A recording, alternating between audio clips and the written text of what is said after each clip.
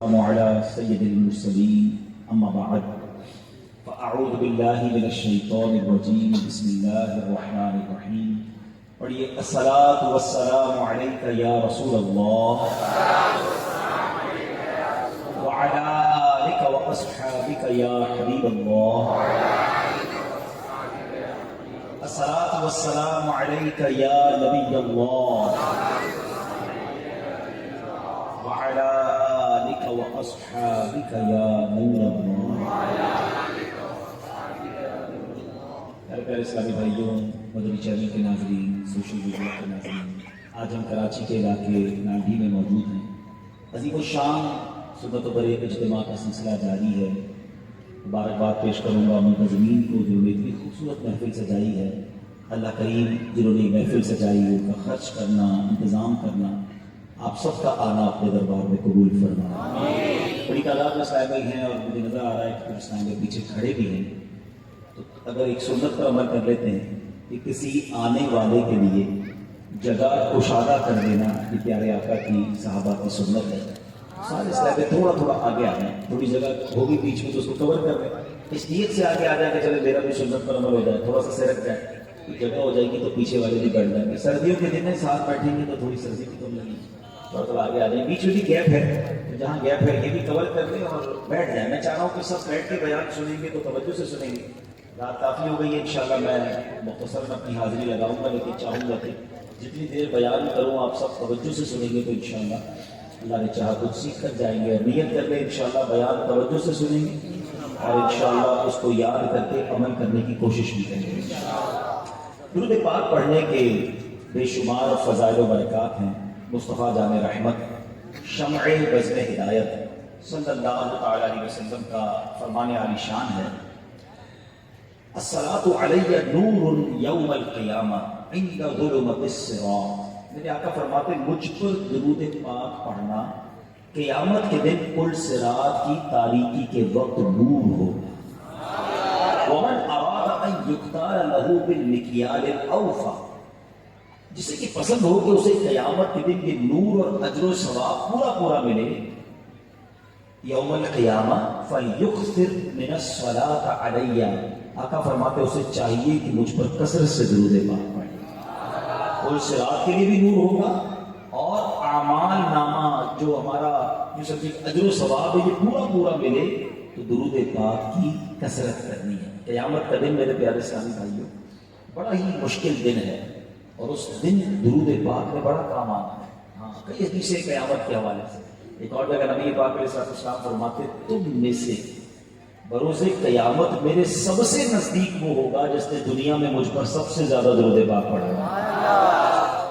اچھا ماشاءاللہ اتنا بڑا مجمع ہے، ماشاءاللہ یہاں منچ پر بھی علماء کرام موجود ہیں.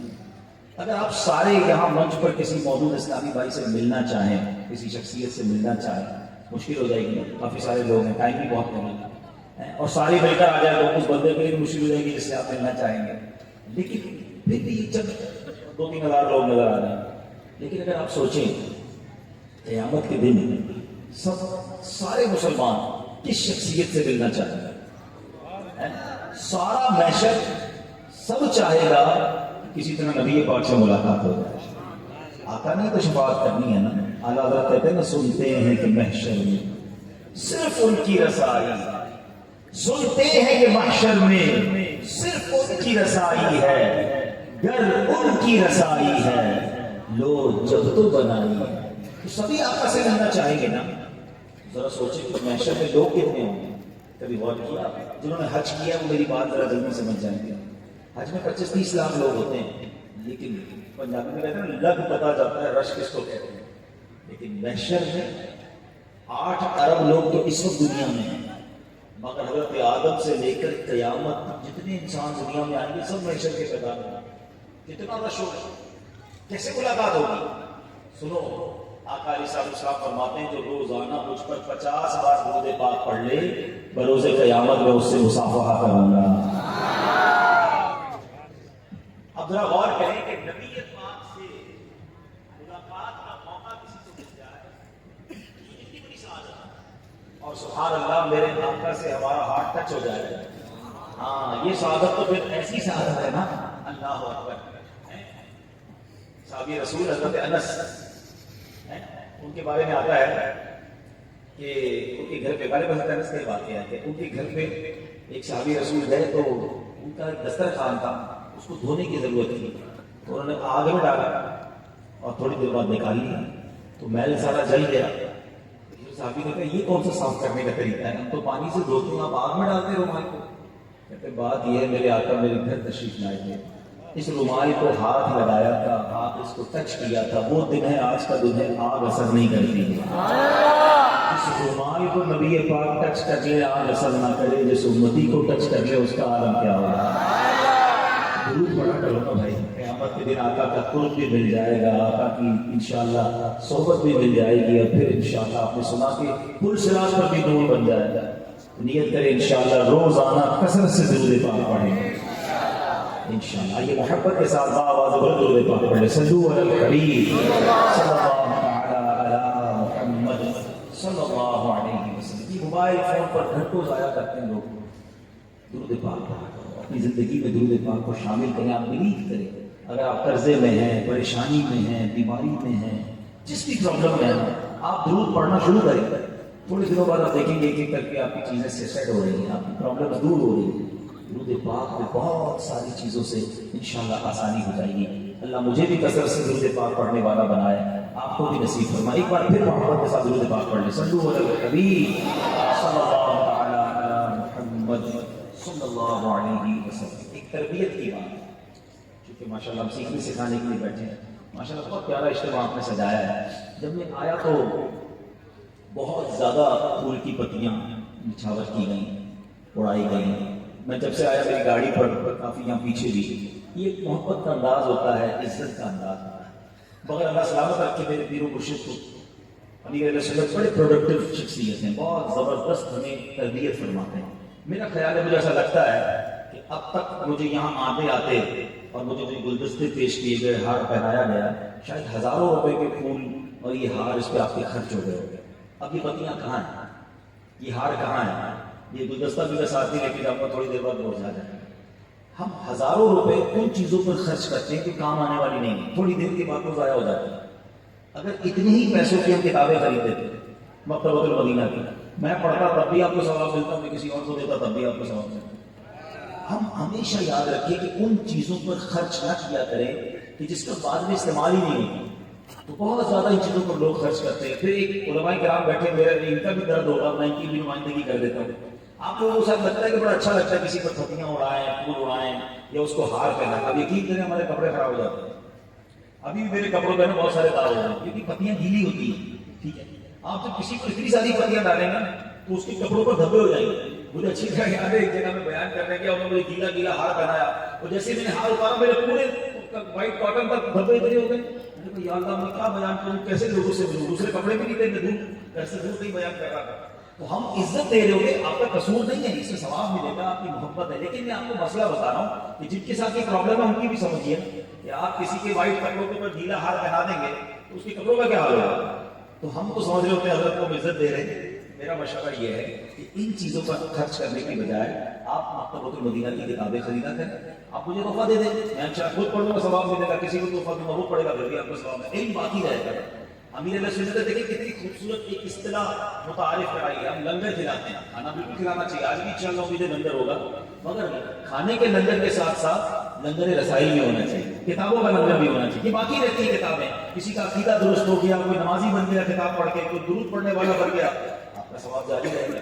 تو پروڈکٹیو تحفے دیا کریں، تصویر دے دیں، میں جیب میں رکھوں گا پڑھوں گا ثواب ملے گا، میں کسی کو دوں گا پھر آپ کو ثواب ملے گا۔ ایسی بہت ساری چیزیں ہیں جو استعمال میں آتی ہیں اور بندہ بھی یاد آتا ہے کہ یار اس بندے نے یہ تحفہ دیا، ہار والا یاد نہیں آتا کیونکہ ہار تو ادھر ہی رہ جاتا ہے۔ یہ آپ ہمیشہ کے لیے اپنے آپ کے گھر پہ بھی مہمان آتے ہوں گے، اچھا پھر بعض اوقات سارے مٹھائی کے ڈبے دے رہے ہوتے، ہمارے یہاں مہمان ہیں، ہمارے یہاں کیا ہوتا ہے کہ جو عمرے پہ جا رہا ہے جو آ رہا ہے وہ ایک شربت کا شربت کی بوتل ہے وہی لے کے آتا ہے۔ مجھے اچھی طرح یاد ہے میں جب پہلی بار حج پہ گیا تو میرے گھر پہ 50 شربت کی بوتلیں جمع ہوئی۔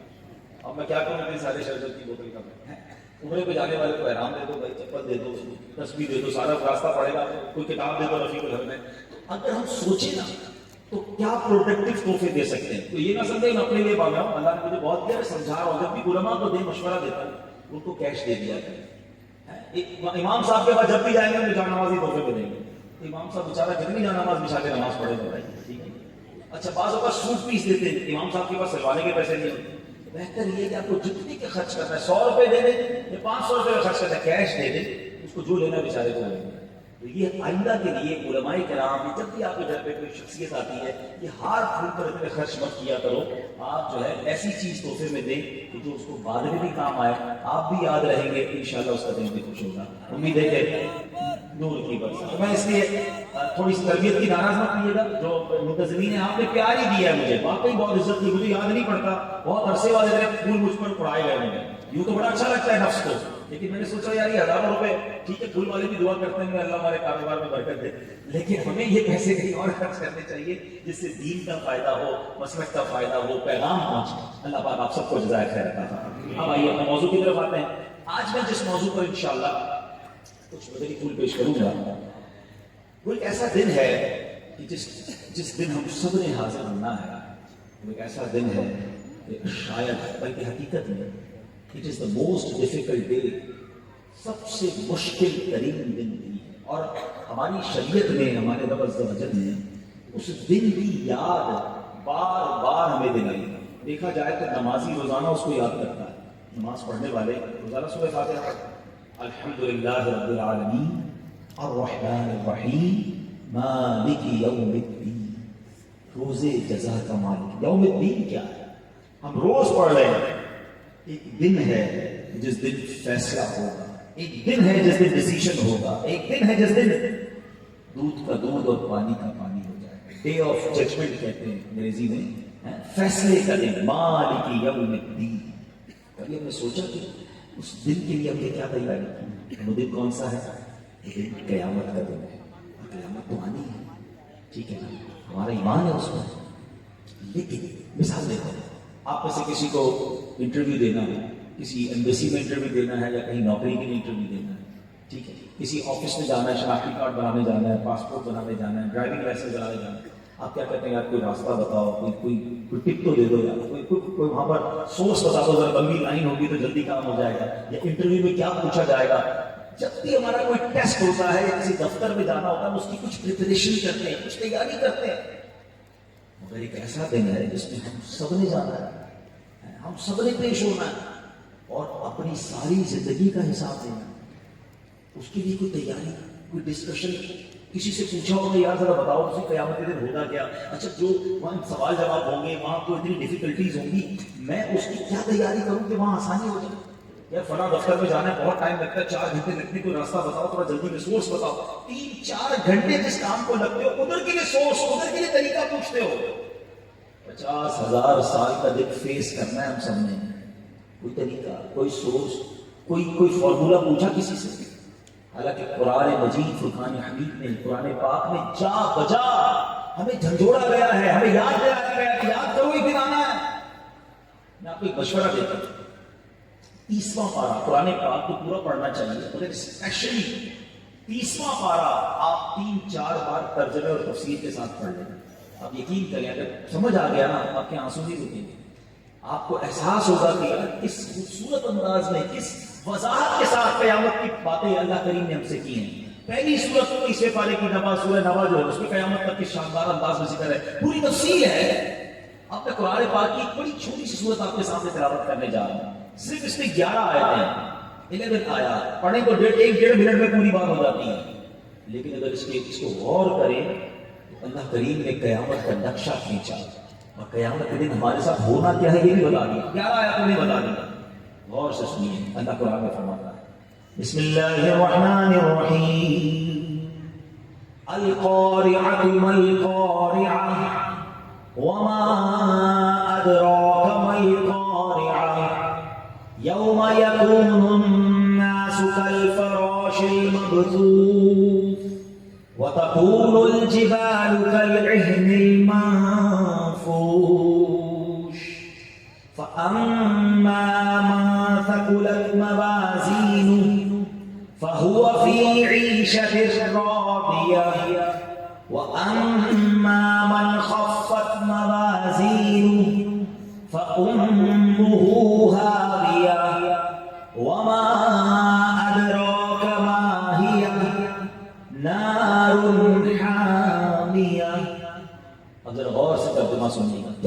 خوبصورت انداز ہے قرآن کا. القارعۃ ما القارعہ. قارعہ کیا ہے؟ علماء کہتے ہیں یہ قیامت کا ایک نام ہے. قرآن کہتا ہے دل دہلانے والی. قارعہ کا مطلب ہے دل ہلا دینے والی. چھوٹا سا کوئی بارہ نہ کرے, بلاسٹ ہو جائے, دھماکہ ہو جائے, بڑی آواز آ جائے, ٹرک ٹرک ٹرک کا ٹائر پڑتا ہے, ہمارا دل دہل جاتا ہے. اتنا چھوٹا سا تو دل ہے ہمارا. قیامت کا جو زلزلہ ہوگا نا, قیامت کا جو دھماکہ ہوگا, قیامت میں ذرا سوچئے ایک عمارت گرے تو پورا علاقہ لرز جاتا ہے. جب پوری دنیا ہی لپیٹ دی جائے گی, چاند سورج تارے یہ سب جھڑ پڑیں گے, کیسی آوازیں ہوگی, کیسا زلزلہ ہوگا, کیسا دل دہلے گا. قرآن کہتا ہے القارعۃ ما القارعہ, دل دہلانے والی. کیا ہے وہ دل دہلانے والی؟ آگے قرآن خود کوسچن کر رہا ہے ہم سے, وما ادراک ما القارعہ, اور تم نے کیا جانا کیا ہے وہ دل دہلانے والی. یہ قرآن پاک کا خوبصورت اسلوب ہے, یہ اسٹائل آف قرآن ہے کہ قرآن جب بھی ہم سے کوئی بڑی اہم بات کرتا ہے قرآن خود ہی سوال کرتا ہے. آپ نے یہ انداز دیکھا ہوگا سورہ قدر میں, وما ادراک ما لیلۃ القدر, تم نے کیا جانا لیلۃ القدر کیا ہے. ہم تو واقعی جانتے ہیں. قرآن آگے خود جواب دیتا ہے لیلۃ القدر خیر من الف شہر, کہ لیلۃ القدر 1000 مہینوں سے بہتر ہے. یہاں بھی وہی انداز ہے, القارعۃ ما القارعہ وما ادراک ما القارعہ, تم نے کیا جانا قارعہ کیا ہے. اب آگے قرآن خود ڈیفائن کر رہا ہے, اللہ کا کلام ہمیں خود بتا رہا ہے کہ سنو قارعہ کیا ہے, قیامت کیا ہے. ایک سینیریو بتایا گیا, ایک منظر کشی کی گئی, یوم یکون الناس کالفراش المبثوث. فرمایا اس دن آدمی ہوں گے جیسے پھیلے ہوئے پتنگے. آپ نے دیکھا ہوگا بارش میں جب پتنگے ہوتے تو ادھر دوڑ رہا ہوتا ہے, ادھر دوڑ رہا ہوتا ہے, ٹکرا کے گر رہے ہوتے ہیں, 2 ڈائریکشن, ادھر دوڑ رہے ہوتے ہیں, جدھر لائٹ ہوتی ہے ادھر پتنگے دوڑتے ہیں, اڑتے ہوئے جاتے ہیں, پھر ٹکراتے ہیں, پھر گر جاتے ہیں. قرآن کہہ رہا ہے بندے بھی ایسے ہی دوڑ رہے ہوں گے, سمجھ نہیں آ رہی ہوں کدھر جانا ہے. 2 ڈائریکشن, کوئی ادھر بھاگ رہا ہوگا, کوئی ادھر بھاگ رہا ہوگا, جیسے پھیلے ہوئے پتنگے ہوتے ہیں نا, ایسے انسان ہو رہے ہوں گے جو قیامت آئے گی. پھر فرمایا وَتَكُونُ الْجِبَالُ كَالْعِهْنِ الْمَنْفُوشِ, اور پہاڑ کیسے ہوں گے. پہاڑ کتنے بڑے بڑے ماؤنٹینز ہیں. پاکستان میں تو رینجز ہیں ماؤنٹینز کی, ہمالیہ اتنا بڑا پہاڑ کہ بندہ دیکھے تو سب سنبھال کے دیکھنا پڑتا ہے. یہ پہاڑ بھی ایسے اڑ رہے ہوں گے جیسے روئی اڑتی ہے, دھنکی ہوئی اون. آپ نے دیکھا ہوگا رضائی والا جب رضائی بناتا ہے تو اس کی اون اڑتی ہے نا, جیسے روئی کی گالوں کی طرح اون اڑتی ہے نا, ایسے پہاڑ اڑ رہے ہوں. سوچو کتنی گھبراہٹ ہوگی, کتنا شور ہوگا, کیسا زلزلہ ہوگا, کیسی کیفیت ہوگی.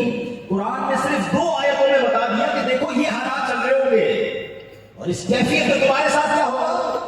فرمایا فَأَمَّا مَنْ ثَقُلَتْ مَوَازِينُهُ, جس کی نیکیوں کا پلڑا بھاری ہو گیا اس کے مزے ہیں. فَهُوَ فِي عِيشَةٍ رَاضِيَةٍ, وہ چین میں ہوگا, مزے میں ہوگا, جنت میں ہوگا.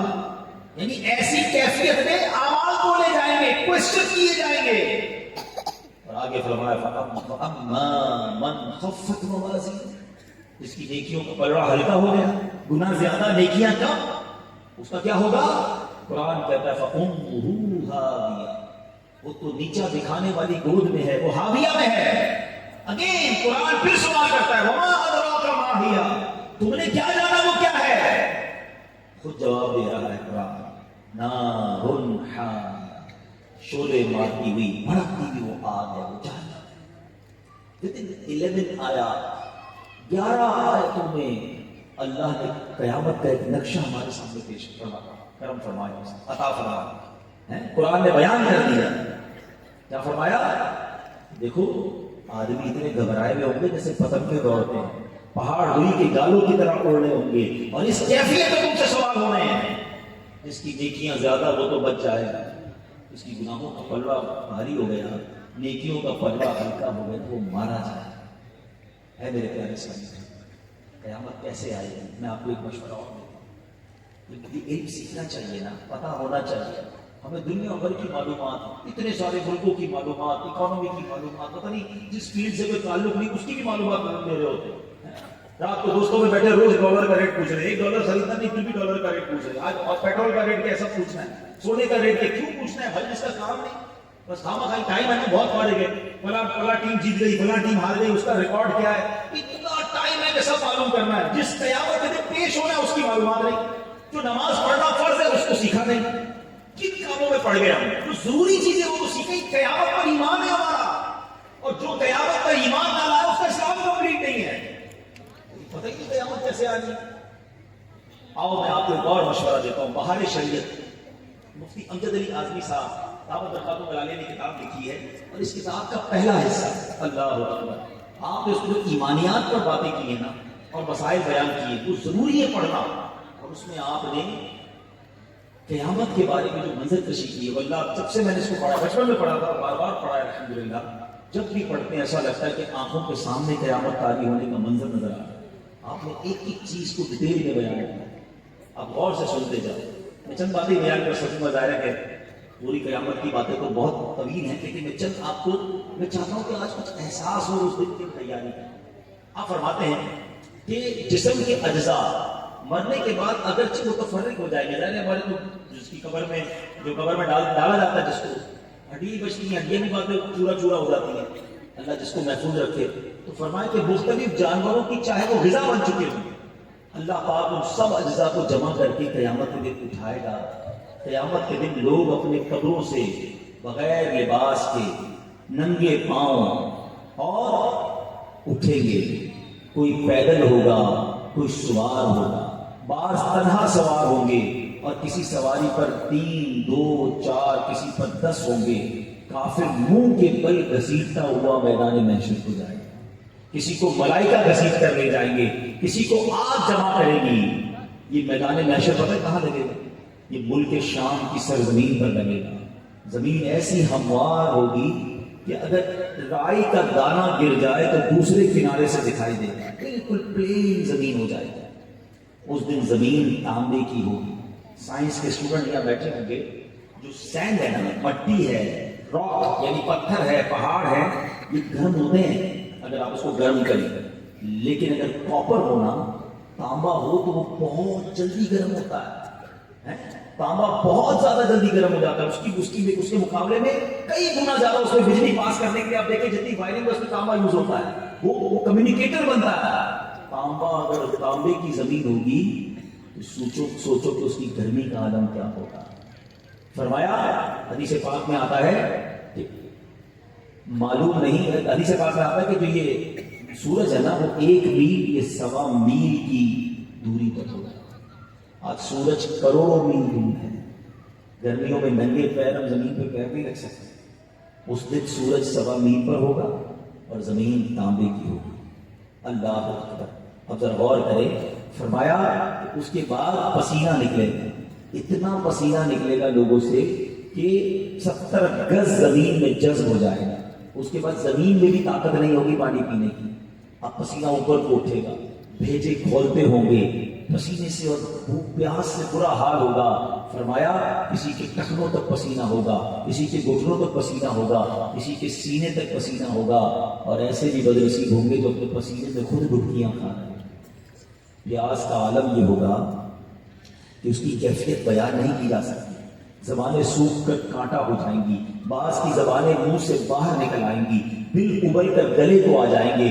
जितना गुनाहगार ज्यादा होगा उसको उतनी तकलीफ हो रही होगी। जिसने चांदी और सोने की ज़कात न दी होगी, उसके माल को खूब गर्म करके उसकी करवट और पेशानी और पीठ पर दागा जाएगा, यानी उसी के माल से उसको अजाब दिया जाएगा। जिसने जानवरों की ज़कात नहीं दी होगी, जानवर क़यामत के दिन खूब तैयार होकर आएंगे और उस शख्स को वहां लिटाएंगे, और वो जानवर अपने सींगों से मारते हुए, अपने पैरों से रोकते हुए गुजरेंगे। अल्लाह अकबर। ऐ मेरे प्यारे इस्लामी भाइयों, अब जनाब भाई भाई से भागेगा, माँ बाप औलाद से पीछा छुड़ाएंगे, बीवी बच्चे अलग अलग जान छुड़ाएंगे, हर एक अपनी अपनी मुसीबत में गिरफ्तार होगा।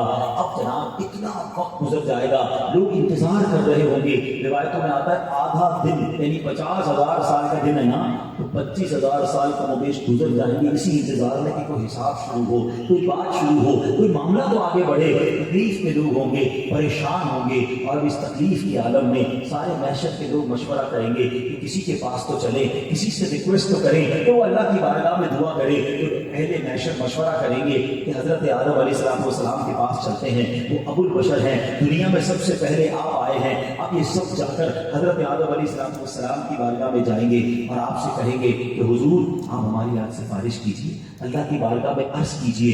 حضرت آدم علیہ السلام فرمائیں گے آج میں تمہاری کوئی مدد نہیں کر سکتا. اللہ نے آج ایسا غضب کیا ہے کہ پہلے کبھی نہیں کیا. تم کسی اور کے پاس جاؤ. اذهبوا الى غیری. اچھا اس سے پہلے حضرت آدم علیہ السلام سے اللہ تبارک و تعالیٰ ارشاد فرمائے گا وامتازوا اليوم ایھا المجرمون. تو آپ نے سورہ یاسین میں پڑھا ہوگا نا کہ اے مجرموں آج کے دن الگ الگ ہو جاؤ. تو حضرت آدم سے کہا جائے گا اے آدم مجرموں کو الگ کر دو, نیکوکاروں کو الگ کر دو. حضرت آدم کہیں گے اے رب العالمین کتنوں میں سے کتنے کو نکالو. سنو ارشاد ہوگا اے آدم ہر ہزار میں سے 999 نکال دو. 999 مجرم ہوں گے, ہر ہزار میں سے ایک اللہ کی بارگاہ میں مقبول ہوگا. جب یہ اعلان ہوگا نا کتابوں میں لکھا ہے کہ لوگ جو ہے غم کے مارے بچے بوڑھے ہو جائیں گے. جب یہ سنا جائے گا کہ 1000 میں سے ایک بخشا جائے گا, حمل والوں کا حمل ساقط ہو جائے گا, لوگ ایسے دکھائی دیں گے جیسے نشے میں ہیں. اللہ اکبر. مفتی صاحب لکھتے کہ کس کس مصیبت کا بیان کیا جائے. گرمی الگ ہوگی, لائن الگ لگ رہی ہوگی, پیاس الگ ہوگی, اور ایک کے بعد ایک مصیبت ہوگی. اور اب آدھا دن گزرنے کے بعد جب حضرت آدم کے پاس جائیں گے آدم کہیں گے کسی اور کے پاس جاؤ, میں آج تمہاری کوئی مدد نہیں کر سکتا. اس کے بعد جب حضرت آدم علیہ السلام منع کریں گے تو اب اس کے بعد وہ کہیں گے کہ ہم کہاں جائیں, تب تم کسی اور کے پاس جاؤ. اب وہ نوح علیہ السلام کے پاس جائیں گے. اہل محشر حضرت نوح علیہ السلام کے فضائل بیان کریں گے, کہیں گے کہ حضور آپ اپنے رب کے حضور ہماری شفاعت کیجیے, وہ ہمارا فیصلہ کر دے. حضرت نوح بھی فرمائیں گے کہ میں آج تمہاری کوئی مدد نہیں کر سکتا. اذهبوا الى غیری. کسی اور کے پاس جاؤ, مجھے اپنی پڑی ہے تو کسی اور کے پاس جاؤ. وہ عرض کریں گے اب ہمیں کس کے پاس بھیجتے ہیں. حضرت نوح فرمائیں گے کہ تم حضرت ابراہیم خلیل اللہ کے پاس جاؤ, وہ تمہاری ان کو اللہ تعالیٰ نے خلقت کا مرتبہ عطا فرمایا ہے, ان کے پاس جائیں گے, ان سے عرض کریں گے حضور کرم کیجئے, ہم بڑے پریشان ہیں, ہماری مدد کیجئے, یہ سارا محشر گھوم رہا ہوگا. حضرت ابراہیم کہیں گے آج میں تمہاری کوئی مدد نہیں کر سکتا. اذهبوا الى غیری. کسی اور کے پاس جاؤ. مختصر یہ کہ حضرت موسیٰ علیہ السلام کے پاس جائیں گے, وہاں سے بھی یہی جواب ملے گا. حضرت عیسیٰ علیہ السلام کے پاس جائیں گے, وہاں سے بھی یہی جواب ملے گا. کہیں گے میں کوئی آج تمہاری مدد نہیں کر سکتا, یہ میرے کرنے کا کام نہیں ہے. آج میرے رب نے ایسا غضب فرمایا ہے کہ پہلے کبھی نہیں فرمایا تھا. مجھے تو اپنی جان کا ڈر ہے, تو کسی دوسرے کے پاس جاؤ. لوگ عرض کریں گے حضور ہم پھر کہاں جائیں, آپ ہی بتائیں. اللہ اکبر. حضرت عیسیٰ روح اللہ نبی علیہ السلام فرمائیں گے تو ان کے حضور حاضر ہو جاؤ جن کے ہاتھ پہ فتح رکھی گئی ہے, جو آج بے خوف ہیں, اور وہ تمام اولاد آدم کے سردار ہیں. تو محمد مصطفیٰ صلی اللہ علیہ وسلم کی خدمت میں حاضر ہو, وہ خاتم النبیین ہیں, وہ آج تمہاری شفاعت فرمائیں گے. انہی کے حضور حاضر ہو, وہ وہی وہاں تشریف فرما ہے. دیکھو میرے آقا وہاں ہے. اب یہ سارا اہل محشر جو ہے وہ ڈھونڈتا نبی پاک کی بارگاہ میں حاضر ہوں گے. اب یہاں میں تھوڑا سا رک رہا ہوں. اب میں بات اپنی بڑی اہم بات کہنے جا رہا ہوں. یہ بات پہلے بھی آپ نے سنی ہوگی اور یہ احادیث کی کتابوں میں موجود ہے کہ محشر کے دن لوگ نبیوں کے پاس جائیں گے اور ہر نبی انہیں کہے گا اذهبوا الى غیری, کسی اور کے پاس جاؤ. اور آخر میں یہ سارے محشر والے گھومتے گھومتے نبی پاک علیہ السلام کے دربار میں آئیں گے. ایک بڑا ریلیونٹ کوسچن ہے, ایک بڑا زبردست سوال ہے کہ جناب کوئی کہہ سکتا ہے کہ جب حدیث میں بتا دیا گیا کہ شفاعت نبی پاک نے کرنی ہے, جب حدیث میں بتا دیا گیا کہ آخری معاملہ سرور کائنات علیہ السلام نے حل کرنا ہے, تو ہم تو قیامت کے دن ڈائریکٹ چلے جائیں گے. اب تو ہمیں پتہ چل گیا, ہم نے بیان سن لیا, ہم نے حدیث کی کتاب پڑھ لی, تو پھر تو کسی اور نبی کے پاس جانے کی ضرورت ہی نہیں ہے. سوال تو بنتا ہے, لیکن اس کا جواب کیا ہے؟ یقیناً آج ہمیں پتہ چل گیا ہے, مگر قیامت کے دن یہ بھلا دیا جائے گا. سارا محشر جائے گا حضرت آدم کے پاس, پھر حضرت نوح کے پاس. یہ ترتیب پوری ہونی ہے. اب دوسرا سوال یہ کہ اس کی ضرورت کیا ہے؟ اللہ کریم نے یہ سب کچھ کیوں کیا؟ رب عز و جل قیامت کے دن جو اٹھتا اس کے ہاتھ میں رپورٹ کارڈ پکڑا دیا جاتا کہ تیرے گناہ زیادہ تو جہنم میں, تیری نیکیاں زیادہ, رب تجھ سے راضی تو جنت میں. یہ اتنا بڑا محشر سجانا کہ جناب نامہ اعمال تولے بھی جائیں گے, نامہ اعمال ہاتھوں میں دیے بھی جائیں گے, پل صراط بھی لگایا جائے گا, میزان عمل بھی لگایا جائے گا. اس کی وجہ کیا ہے؟ سنو, عشق والا جواب سنو. شاعر کہتے ہیں فقط اتنا سبب ہے انعقاد بزم محشر کا. فقط واٹ از دا ریزن, کہتے صرف ایک ہی سبب ہے کہ محشر کی جو بزم سجائی گئی ہے نا, فقط اتنا سبب ہے انعقاد بزم محشر کا. آقا تمہاری شان محبوبی دکھائی جانے والی ہے. دنیا کو بتانا ہے کئی لوگ دنیا میں ایسے تھے جو محبوب پاک کو مانتے نہیں تھے، ان کا کلمہ نہیں پڑھا، نبی پاک کو اللہ کا نبی نہیں مانا، اچھا کلمہ پڑھ لیا پھر بھی نبی پاک کی شفاعت کو نہیں مانتے تھے، پھر بھی نبی پاک علیہ السلام کے مرتبے کو نہیں مانتے تھے۔ جب کوئی عاشق رسول نبی پاک کے گن گاتا تھا ان کو پرابلم ہوتی تھی، ارے محشر کے دن پتا چلے گا۔ سنو بریلی کے تاجدار کیا کہتے ہیں کہ آج لے ان کی پناہ، آج مدد مانگ ان سے، ارے مبارک ہو تمہیں تو آج دنیا میں نبی پاک کو اپنا آقا و مولا مانتے ہو، ان کی شفاعت کے گن گاتے ہو، ان سے محبت کا دم بھرتے ہو، تمہیں مبارک ہو۔ جو نہیں مانتے نا محشر میں سنو انہیں کیا ہوگا، اس دن سب نے ماننا ہے مگر اس دن کا ماننا قبول نہیں کیا جائے گا۔ اعلیٰ حضرت کہتے ہیں آج لے ان کی پناہ، آج مدد مانگ ان سے، پھر نہ مانیں گے قیامت میں اگر مان گیا۔ ہاں قیامت میں تو سارا محشر مان جائے گا، آپ کو پتہ ہے غیر مسلم بھی مان، سب دیکھ لیں گے نا کہ کوئی نبی مدد نہیں کر رہا، یہ آخری نبی مدد کر رہے ہیں، مگر اس دن ان کا ماننا تو قبول نہ کیا جائے گا۔ اللہ اکبر۔ بریلی کے تاجدار امام عشق و محبت کیا خوبصورت بات کرتے ہیں، کہتے ہیں محشر کے دن لوگ نبیوں کے پاس جا رہے ہیں نا، کس لیے جا رہے ہیں، کوئی بات بن جائے، کوئی شفاعت ہو جائے، کوئی حساب کا دروازہ کھل جائے، مگر ہونا کسی کے پاس سے کچھ نہیں۔ اعلیٰ حضرت کہتے ہیں خلید و نجی، مسیح و سفی، سبھی سے کہیں بھی بنی، سب کے پاس گئے نا، کچھ کام ہوا نہیں ہوا، خلیل و نجی، مسیح و سفی، سبھی سے کہیں بھی بنی، یہ بے خبری کہ خلق پھری کہاں سے کہاں تمہارے لیے، گھمایا جائے گا، سب کو پتہ چل جائے کہ میرے محبوب کی شان کیسی ہے، اور کیوں نہ بتایا جائے، کیونکہ اعلیٰ حضرت کہتے ہیں زمین و زمان، وکیل و مکان، ہم آئے یہاں اٹھے بھی وہاں، دہن میں زبان بدن میں ہے جان، ہم آئے یہاں تمہارے لیے اور انشاءاللہ اٹھے بھی وہاں۔ یہ محشر کا جو میدان ہے نا میرے پیارے اسلامی بھائی، یہ نبی پاک کی وہ شان بیان ہو گئی۔ ہم نماز اذان کے بعد ایک دعا کرتے ہیں نا، وَبَعَثْتُ مَقَامًا مَحْمُودًا، اے اللہ انہیں مقام محمود عطا فرما جس کا تجھے وعدہ فرمایا۔ یہ مقام محمود وہ ہوگا کہ سارا محشر نبی پاک کو دیکھے گا کہ اللہ کریم نے اپنے محبوب کو کیا مرتبہ عطا فرمایا ہے۔ مولانا حسن رضا خان صاحب اعلیٰ حضرت کے بھائی ہیں نا، برادر اعلیٰ حضرت ہیں، کیا فرماتے ہیں، دکھائی جائے گی محشر میں شان محبوبی، اس دن دیکھنا ہے، دکھائی جائے گی محشر میں شان محبوبی کہ آپ ہی کی خوشی آپ کا کہا ہوگا۔ اے غلاموں تمہیں مبارک ہو، غلام ان کی عنایت سے چین میں ہوں گے، اور عدو کہتے ہیں دشمن کو، عدو حضور کا آفت میں مبتلا ہوگا۔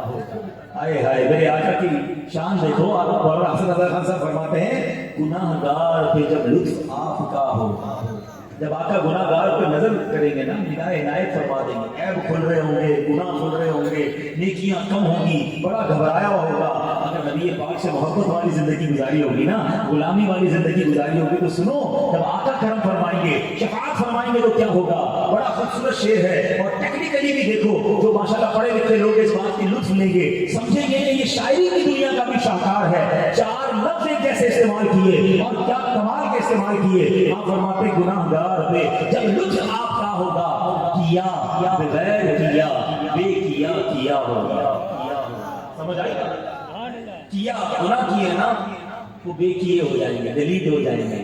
کیا بغیر کیا اور بے کیا، جو نیکیاں نہیں کی ہیں وہ کیا ہوگا۔ یعنی اللہ کی رحمت ایسی ہوگی کہ محبوب جس کی شفاعت فرمائیں گے نا، اس کے گناہ نیکیوں سے بدل دیے جائیں گے۔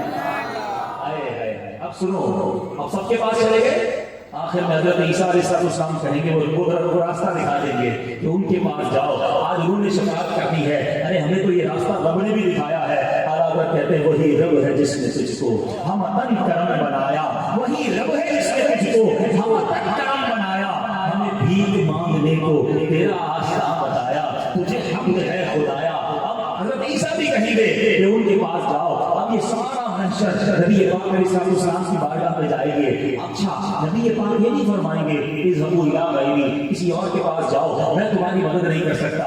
نہیں، میرے آقا علیہ السلام فرمائیں گے آ جاؤ، انا لہا، میں اسی کام کے لیے ہوں، انا صاحبکم، میں ہی وہ ہوں جسے تم ہر جگہ ڈھونڈ کر آئے ہو۔ اللہ اکبر۔ میرے آقا سب کو گویا ویلکم کریں گے۔ کیا فرماتے مولانا حسن رضا خان صاحب، کہتے ہیں کہیں گے اور نبی اذهبوا الی غیری، کہیں گے اور نبی اذهبوا الی غیری، میرے حضور کے لب پر انا رہا ہوگا۔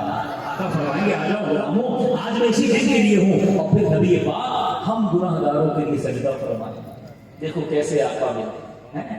आका अल्लाह की बारगाह में सजदा फरमाएंगे। उस मैदान महशर में वो तारीखी सजदा होगा। और सुनो, जब महबूब रब की बारगाह में सजदा करे और महबूब रब से इल्तिजा करे, अल्लाह कितना कितना मोहब्बत फरमाता है अपने हबीब से। हालात फरमाते हैं ना, मैं तो मालिक ही कहूंगा कि वो मालिक के हबीब, यानी महबूब वो मुहिब में, नहीं मेरा तेरा। आप महबूब सजदे में हैं और उम्मत के लिए फरियाद है। हदीस के अल्फाज है, रब इरशाद फरमाएगा, या मोहम्मद। अब जरा अल्फाज का खूबसूरती देखिएगा, या मोहम्मद सल्लल्लाहु अलैहि वसल्लम इरफा रासा, ए मोहम्मद अपने सर को उठाइए, बकुल तुस्मा, कहो सुनी जाएगी, वसल का सवाल करो दिया जाएगा, वशफा तुशफा, शफाअत करो तुम्हारी शफाअत भी कबूल की जाएगी। आज तुमने सवाल किया है ना, मांगो दिया जाएगा, पुकारो सुनी जाएगी, शफाअत करो शफाअत की जाएगी। आगे बढ़ा, बकुल तुता, यानी तुम्हारी इताअत की जाएगी। अब शफाअत का सिलसिला शुरू हो जाएगा, यहाँ तक कि जिसके दिल में राई के दाने के बराबर में ईमान होगा, आका उसे भी शफाअत फरमाकर जहन्नम से निकालेंगे। अल्लाह अकबर। अब अंबिया भी अपनी उम्मत की शफाअत करेंगे, औलिया किराम भी शफाअत करेंगे, शुहदा, उलमा, हुज्जाज, बल्कि हर वो शख्स जिसको कोई मनसब दीनी इनायत हुआ अपने मुताल्लिकीन की शफाअत करेगा। नाबालिग बच्चे अपने माँ बाप की शफाअत करेंगे। यहाँ तक कि उलमा के पास कुछ लोग आएंगे, अर्ज करेंगे, हमने आपके लिए वुजू के लिए पानी भरा था, हुजूर हमारी शफाअत फरमाएं। कोई कहेगा, मैंने आपको आपके लिए ये फला ताउन किया था, मेरे साथ ताउन फरमाएं। ऐ मेरे प्यारे इस्लामी भाइयों, नेक लोगों से दोस्ती रखा करो, उलमा और मुफ्तियाने किराम का कुर्ब रखा करो, इनकी खिदमत करते रहा करो। क़यामत के दिन अगर हमें देख लेंगे तो हम याद आ जाएंगे, तो हुजूर कभी मैंने भी आपके चप्पल उठाए थे, कभी मैंने भी आपको जूती पहनाई थी, हुजूर कभी मैंने पानी भी पेश किया था, आपकी गाड़ी में लेकर आपको फला बयान के लिए लेकर गया था। जैसी खिदमत हो सके नेक लोगों की करते रहना, क्योंकि जब क़यामत में इनको मनसब मिलेगा ना और ये जन्नत में जाएंगे तो हो सकता है हमारी शफाअत भी फरमाएं। तो मेरे प्यारे इस्लामी भाइयों, ये क़यामत का मंजर है कि जब नबी पाक शफाअत फरमाएंगे। और सुनो सुनो, मेरे आका अलैहिस्सलाम का हाल क्या होगा। अल्लाह अकबर। नबी पाक हमसे कितनी मोहब्बत फरमाते हैं। अच्छा, प्यारे आका अलैहिस्सलाम को क़यामत के दिन एक बड़ा शानदार परचम अता होगा, उसको लिवाउल हम्द कहते हैं। नबी पाक फरमाते हैं, जिसका मज़मून है, ए अली तुम जानते हो सबसे पहले मैं वो होऊंगा कि जिसको परचम दिया जाएगा, लिवाउल हम्द दिया जाएगा। और ए अली तुम सबसे पहले हो कि मैं अपने बात तुम्हारे हाथ में वो परचम दूंगा। अच्छा, उस परचम की लंबाई चौड़ाई, ओ हदीस में मजमून मिलता है कि कई 100 साल तक घुड़सवार घोड़ा दौड़ाता रहे, जितना फासला तय करेगा वो परचम इतना लंबा होगा। अच्छा, मैं सोचता रहा, अब जरा गौर की, थोड़ा सा लॉजिकली समझाता हूँ, थोड़ा तसव्वुर करते। तसव्वुर बहुत मुश्किल है क़यामत का, क्योंकि इतने लोगों की कितना बड़ा मैदान होगा हमने कभी देखा ही नहीं। लेकिन हज पर जो गए हैं, या बहुत बड़ा ग्राउंड हो, बहुत बड़ा मजमा हो, 10, 15, 20, 25 लाख जमा हो जाए तो बंदा हैरान हो जाता है। लेकिन जो हज पे गए उन्हें पता है कि वहाँ खैमे की निशानी के लिए ना बड़े बड़े गुब्बारे, बलून लगाए जाते हैं, ताकि बंदा दूर से पहचान दे कि ये जो पीले रंग वाला गुब्बारा है ना, ये परचम है, ये हमारा खैमा था। वो लाल कलर का परचम है ना, वो हमारा खैमा था। निशानी थोड़ी ऊंची रखी जाती है और परचम या कोई इस तरह की निशानी लगाई जाती है। अब इतना बड़ा महशर होगा, हम गुलामों को अगर नबी पाक को तलाश करना होगा तो कैसे करेंगे? हाँ, अब समझ आ गई बात। अब नबी पाक के हाथ में इतना बड़ा परचम दिया है कि दूर से नजर आ जाएगा आका वहां है। चलो चलते नबी पाक के पास। ये जब तक मैंने हदीस नहीं पढ़ी थी ना, तो मौलाना हसन अली खान साहब का शेर पढ़ा तो बहुत बार था, समझ नहीं आया। नबी हदीस पढ़ी तो कमाल, ऐसा मजा आया पूरे शेर को समझने का। अब आपको भी समझाता हूँ। वो क्या फरमाते, खाना में भी कई बार पढ़ा होगा, शायद आपको भी बहुत सारों को आज ज्यादा अच्छा लगेगा, समझेंगे। वो फरमाते हैं, मकाम खुसरबेदी दूर के गुलामों को, सरकार में सलाम का मकाम आका किधर है और जो गुलाम दूर, पता नहीं कितने दूर होंगे, हमें कैसे पता चलेगा? हसन खान साहब देखते हैं, मकाम खुसरबेदी दूर के गुलामों को लिवाए हमद का परचम बता रहा है, परचम बताएगा, चलो आका उधर है। अच्छा, इश्क वाली बात कह दूं, क़यामत वाले दिन भी परचम लगाया जाएगा और आशिकान रसूल तक पहुंच जाएंगे। मीलाद का परचम लगाने वालों को मुबारक हो, आज भी इश्क रसूल की निशानी में परचम है और उस दिन तो आका की निशानी में परचम होगा इंशाअल्लाह। जिसने इधर परचम लगाया होगा तो फौरन परचम की तरफ दौड़ेगा कि आका का झंडा उधर है, चलो उधर चलते हैं आका के कदमों में इंशाअल्लाह। अच्छा, फिर प्यारे आका अलैहिस्सलाम देखिए कितनी मोहब्बत करते हैं। آقا علیہ السلام فرماتے ہیں کہ مجھے اختیار دیا رب عز و جل نے کہ شفاعت لے لو یا تمہاری آدھی امت کو جنت میں داخل کر دیا. دو آپشن دیے گئے نبی پاک علیہ السلام سے, یا تو آپ شفاعت لے لیں یا آپ کی آدھی امت جنت میں داخل کر دی جائے. نبی پاک نے فرمایا میں نے شفاعت لی ہے, کیونکہ شفاعت اس سے زیادہ ہے, میں اس سے زیادہ گویا اپنے امتیوں کو جنت میں داخل کروا رہا ہوں. یہ حدیث پاک کا مضمون. ایک اور جگہ پیارے آقا علیہ السلام فرماتے ہیں, سبحان اللہ, آقا فرماتے روئے زمین پر جتنے پیڑ ڈھیلے پتھر ہیں قیامت میں ان سب سے زیادہ میں آدمیوں کی شفاعت فرماؤں گا. اچھا ایک اور جگہ نبی پاک علیہ السلام فرماتے ہیں کہ انبیاء کے لیے سونے کے ممبر بچھائے جائیں. اب دیکھو کتنا پیار کرتے ہیں آقا ہم سے. آقا فرماتے ہیں انبیاء کے لیے سونے کے ممبر بچھائے جائیں گے, وہ ان پر بیٹھیں گے اور میرا ممبر باقی رہے گا, میں اس پر جلوس نہ فرماؤں گا, میں اس پر نہیں بیٹھوں گا. ہم اسٹیج پہ بیٹھتے ہیں, کسی شخصیت کو اونچی جگہ پر بٹھاتے ہیں, آقا فرماتے ہیں سارے نبیوں کے لیے سونے کے ممبر ہوں گے, سب بیٹھ جائیں گے, میں اپنے ممبر پر نہیں بیٹھوں گا. اب آگے سنو وجہ کیا بیان کرتے ہیں. آقا فرماتے ہیں میں اپنے رب کے حضور کھڑا رہوں گا. اس کے لیے وہ تو بخشا ہے, ان کے صدقے سب کی بخشش ہونی ہے, اس لیے کھڑا رہوں گا, اس ڈر سے کھڑا رہوں گا کہ کہیں ایسا نہ ہو کہ وہ رب مجھے جنت میں بھیج دے, میری امت پیچھے رہ جائے. یعنی اب اس جملے کی اگر گہرائی سمجھو نا, لوگ یہ ڈر رہے ہوں گے کہ کہیں اور جنت میں لوگ چلے جائیں, میں نہ رہ جاؤں. آقا فرما رہے مجھے یہ ڈر ہوگا رب مجھے جنت میں بھیج دے گا تو میری امت پیچھے رہ جائے. میں اس لیے رب کے سامنے کھڑا رہوں گا, پھر عرض کروں گا اے میرے رب میری امت, اے میرے رب میری امت. اللہ تعالیٰ فرمائے گا اے محمد صلی اللہ علیہ وسلم تیری مرضی کیا ہے, تیری امت تیرے ساتھ کروں. عرض کریں گے اے رب میرے ان کا حساب جلد فرما دے. بس میں شفاعت کرتا رہوں گا یہاں تک کہ مجھے ان کی رہائی کی چھٹیاں ملیں گی جنہیں دوزخ بیچ چکے تھے, یہاں تک کہ مالک کے دوزخ, جنت کے دوزخ کے داروں ہے نا حضرت مالک, وہ آ کر کہیں گے اے محمد صلی اللہ علیہ وسلم آپ نے اپنی امت میں رب کا غضب نام کو نہیں چھوڑا ہے. اتنی شفاعت فرمائیں. ایک اور جگہ نبی پاک فرماتے ہیں ہر نبی کو ایک دعا ملی. ویسے تو نبیوں کی ساری دعائیں قبول ہوتی, فرمائے خاص دعا ملی. ہر نبی جو خاص دعا ہے, خاص قبولیت اس کی ہوتی ہے. آقا فرماتے ہیں سب نبیوں نے وہ دعا کر لی ہے, میں نے وہ دعا قیامت کے دن کے لیے بچا کے رکھی. میں نے وہ دعا قیامت کے دن کے لیے بچا کے رکھی ہے, اور وہ دعا میں اپنی امت کے لیے کروں گا. ذرا سوچو تو صحیح کتنا پیار ہے نبی پاک کو ہم سے. آج نوجوان اگر بیٹھے پوچھو کس سے پیار کرتے ہو, فلاں کرتے کرتے. کس کے دیوانے ہو, فلاں فٹ بالر کے. کس کو پسند کرتے ہو, فلاں اداکار کو. بال کیسے بنائے ہیں, یار وہ فٹ بالر کے بال ایسے ہیں. یہ کپڑے کیسے پہنے ہیں, ارے وہ اداکار بڑے اچھے کپڑے پہنتا ہے اس کو فالو کرتا ہوں. جوتے وہ والے میرے. تم جس کے پیچھے پڑے ہوئے کیا تمہیں جانتا ہے.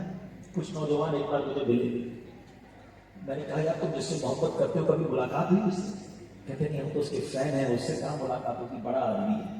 اچھا کبھی اس نے تمہارا کوئی خیال کیا, ارے حضرت کو ہمارا خیال کیسے کرے گا, جانتا ہی نہیں ہے.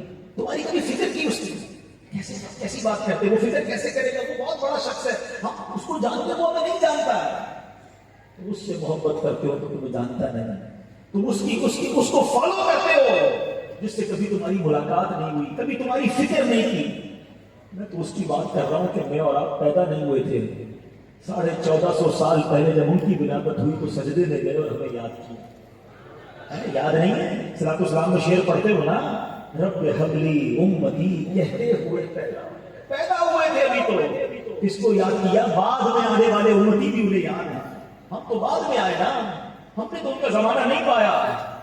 پھر راتوں کو جاگ جاگ کے جو ہمیں یاد کرتا رہا, سجدے کرتے رہے, آنسو بہاتے رہے اپنی بارگاہ میں.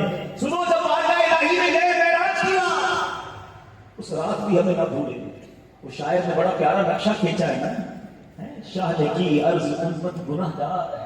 اللہ کی بارگاہ میں جا کر کیا عرض کرتے ہیں, شاہ نے کی عرض امت گناہ گار ہے, بخشنے میں مالک تو غفار ہے, کچھ کو آسان ہے نہیں دشوار ہے, فکر روزے جزا آج کی رات ہے. پھر یہ حق نے کہا ماہ پارے نبی تو میرا چاند ہے اور تارے نبی, بخش دوں گا قیامت میں امت میری, تجھ سے وعدہ میرا آج ہی. अरे अल्लाह की बारगाह में जाकर भी हमें नहीं भूले। कब्र अनवर में जब उतारा जा रहा था ना, एक सहाबी रसूल ने प्यारे आका के लम्हाए मुबारका में जुम्बिश देखी, कान करीब ले गए, देखा उस वक्त भी मेरे आका उम्मती उम्मती उम्मती को कहा। और सुनो महशर के दिन क्या होगा, क्या का फरमाने कि मैं अपने मिंबर पर नहीं बैठूंगा, मेरे उम्मतियों को छोड़ के कैसे अपने मिंबर पर बैठ गया, वैसे वो आका मिले। एक सहाबी रसूल नबी पाक के पास आए, आकर अर्ज करते हुजूर जब भी दिल घबराता है मैं आपके पास आ जाता हूँ, आपका दीदार कर लेता हूँ, चैन मिल जाता है।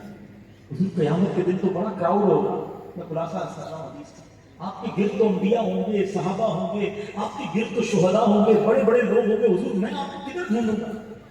यानी आका अलैहिस्सलाम ने ये नहीं फरमाया कि महशर के दिन सबसे बड़ा एक महल होगा, मैं उस पर बैठा हूँ उधर आकर, नहीं।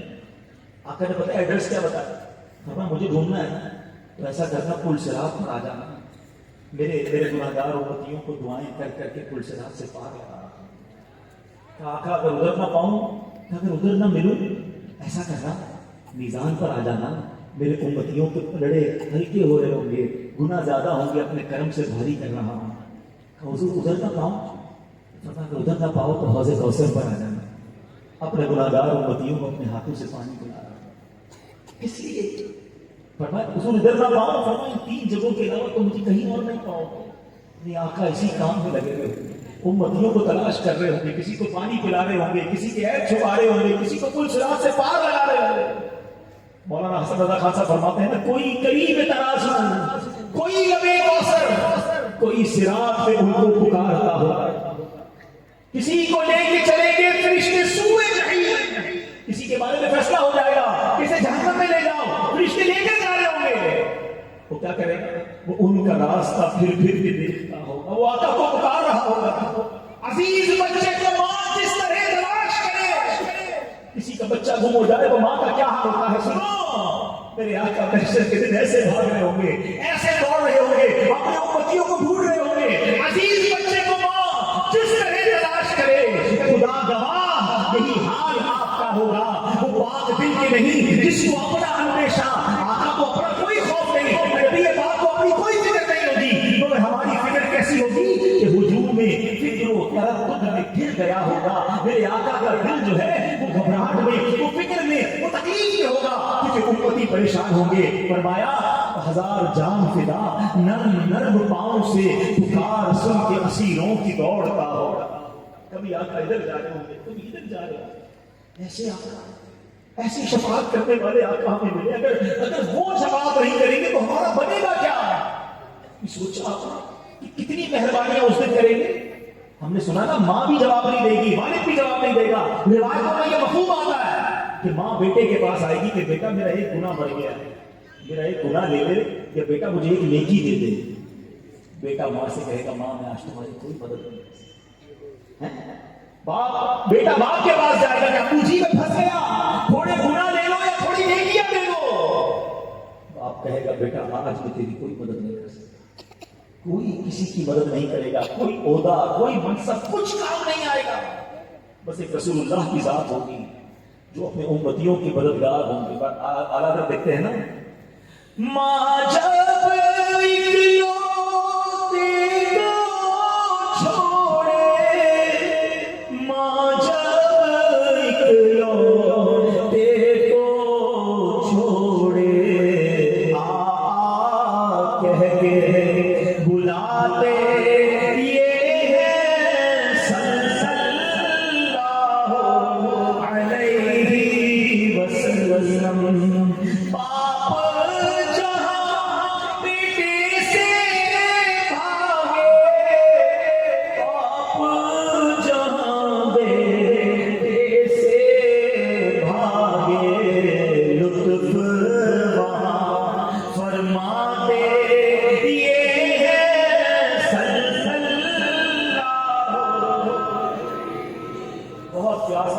बहुत गर्मी होगी, मगर उम्मीद बताए क्या, ठंडा ठंडा मीठा मीठा, ठंडा ठंडा मीठा मीठा, पीते हम हैं पिलाते ये है सलसल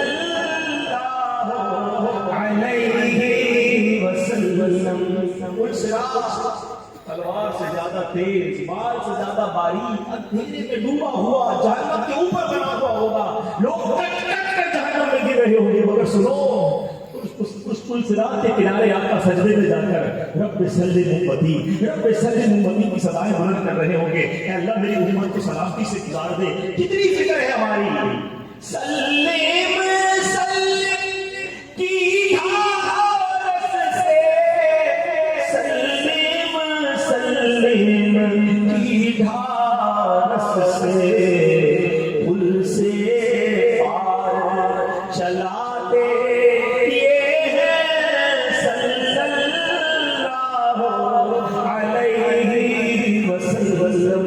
جب نامہ اعمال کھلے گا، کتنی بے شرمیاں ہیں، کتنی بے حیائیاں ہیں، اور کہا جائے گا پڑھ کر سناؤ۔ سوچو تو صحیح ہے، کیسے سنائیں گے، کیسی کیسی باتیں لوگوں سے چھپ کر کی ہوئی ہیں، اگر سب کے سامنے پڑھنی پڑ گئی، اعمال نامہ کھل گیا، ایپ کھل گئے، تو کدھر جائیں گے؟ مگر میرے آقا کیا کر رہے ہوں گے، اپنے بھرم سے ہم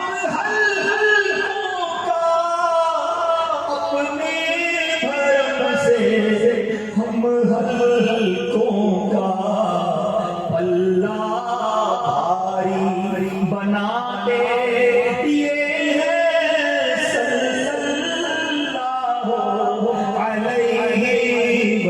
اللہ علیہ وسلم، رنگے رنگوں کا پردہ، رنگے رنگوں کا پردہ، چھپاتے یہ ہے صلی اللہ علیہ وسلم۔ اللہ کو کتنا ناراض کر دیا، بار بار توبہ کر کے گناہ کی، اپنی بات ہم نے خود ہی بگاڑی ہے، اب کون بنا رہے ہیں؟ اپنی بنی ہم آپ بگاڑے، اپنی بنی ہم آپ بگاڑے، کون بنائے بنا دے، یہ ہے صلی اللہ علیہ وسلم۔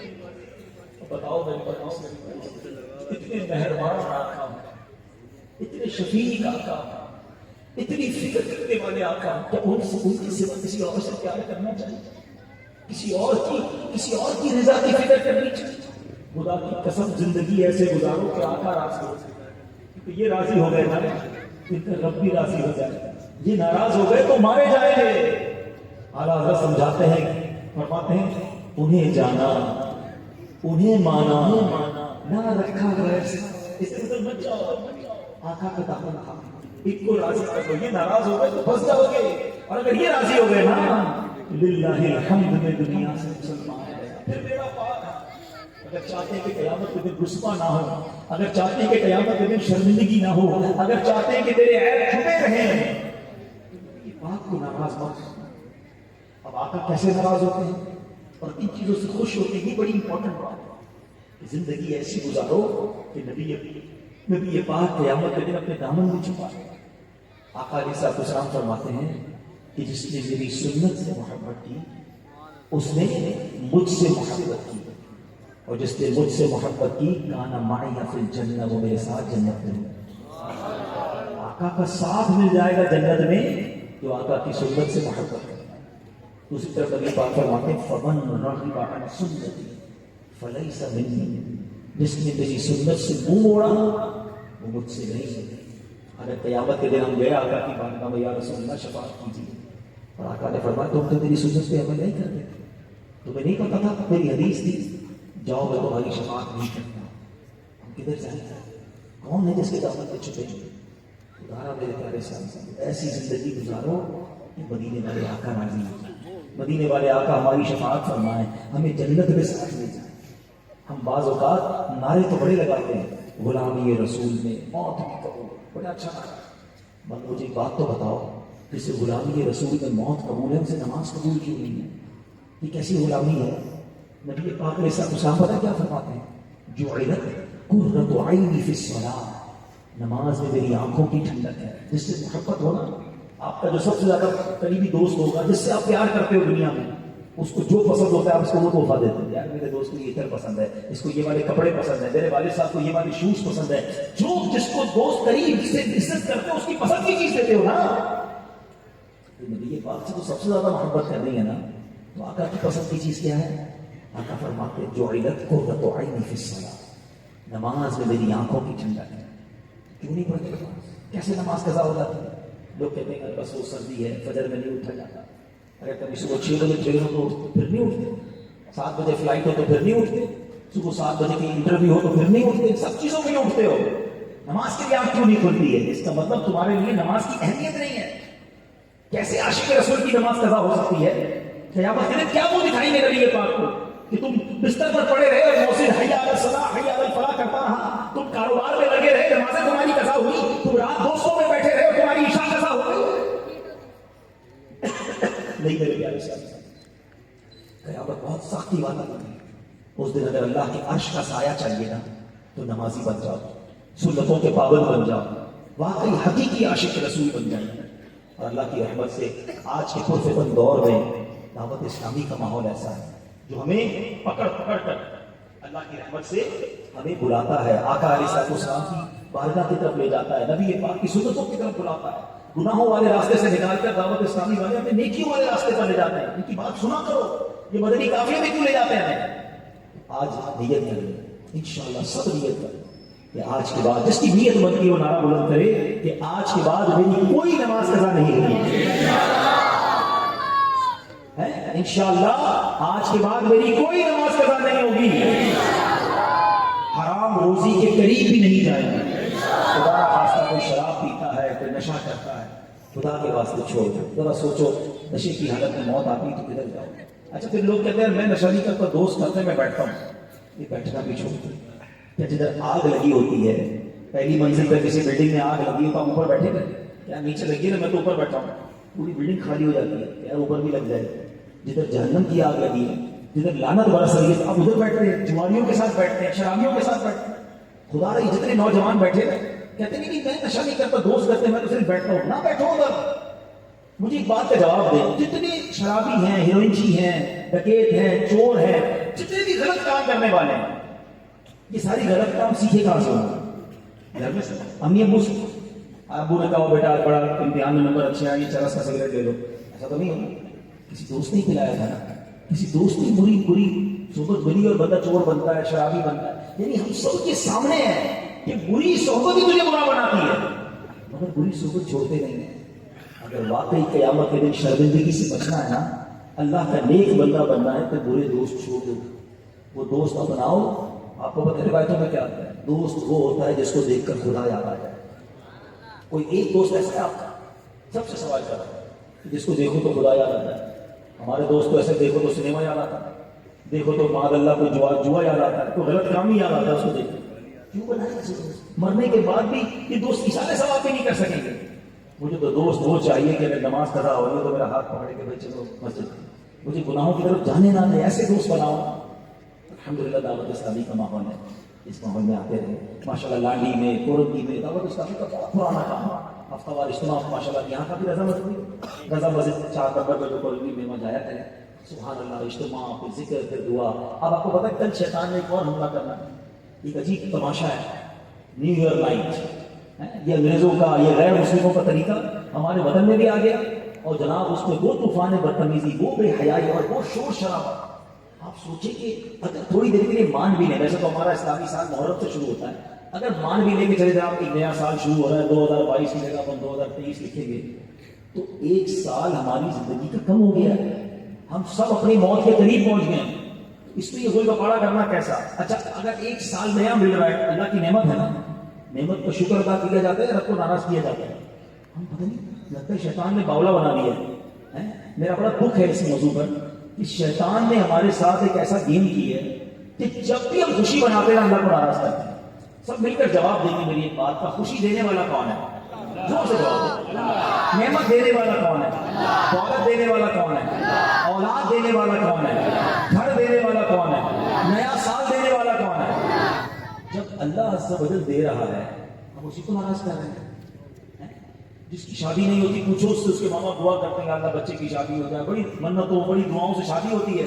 جیسی رب شادی کی خوشی دیتا ہے, کون سا گناہ کو شادی میں نہیں کرتے؟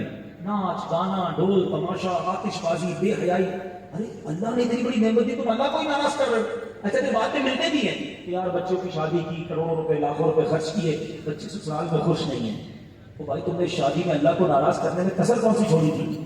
نعمت کہاں سے باقی رہے گی تمہارے پاس؟ اللہ نے خود قرآن میں فرمایا لَإِن شَكَرْتُمْ لَأَزِيدَنَّكُمْ, تم میرا شکر ادا کرو میں تمہیں اور عطا کروں گا.